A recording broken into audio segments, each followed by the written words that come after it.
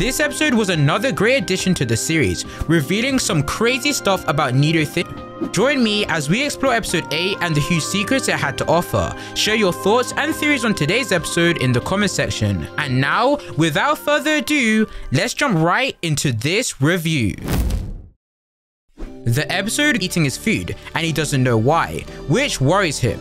Nonetheless, the following day, due to this unknown dilemma, everyone heads out to go get food, while Liko stays behind and completes the ship's daily tasks. When lunchtime arrives, Liko notices that Liko heads outside to Nidothing's door to try give her some lunch, and it is revealed that Nidothing's real name is Dot. Liko tries her best to convince Dot to believe what she's saying is true. Later on, Liko is watching Nidothing's stream, earlier conversation she had with her, completely freaking out and embarrassing Liko. Nidothing though saves herself by switching the conversation to Pokemon battling, which of course easily distracts Liko. The day comes to an end and Roy and Liko try to talk to Dot behind her door, who responds this time, even though she's still a Freed and Murdoch check the kitchen, and this time they find out that Dot has in fact eaten the food, which is a huge success. The episode concludes successfully, with the enjoyed how we finally got to see who Nidothing truly was, and the surprises we received that Dot thought that Dot was a boy, but towards the end it was evident she was a girl. Also to Ludlow due to the similarities in their hair, and also the fact that Quoxley is always with him. But nope, I guess I was wrong. Liko and Dot getting focused together, it seems it's another way of her getting out in the world and being confident, as in person she clearly struggles with interacting with other people and being herself, and it's where she said in their conversation stuck with her, as she did blush a little. This, I think, is very certain Dot is going to be a beneficial character and very helpful one to the killers.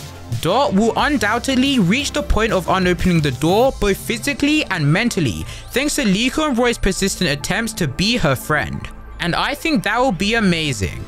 Now, while Liko and Dot were the central plot focus, especially Roy, Freed and Murdoch, it was wholesome to see Freed and Murdoch just having some alone time, as it's clear to see they're best friends, and Murdoch being worried over his niece was a nice change of pace to his always happy and jolly character. For Roy now, when Roy was wanting to buy a cloth from a shop owner who apparently knew about Shiny Rayquaza, but was clearly just tricking them into buying his product. Regardless, we did get to see Roy have his first wild battle with Fuecoco, and it was against the Sparrow, which he did in fact win, and seeing Freed cheering on and give him some advice, I like this a lot, especially because we've seen more focus with Freed and Liko when it comes to the battling sides of things, so Roy getting his equal share is always excellent to see.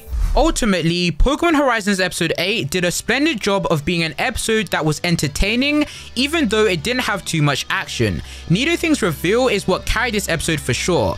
But yeah, next week is finally that time. It's time for Paldea, let's go!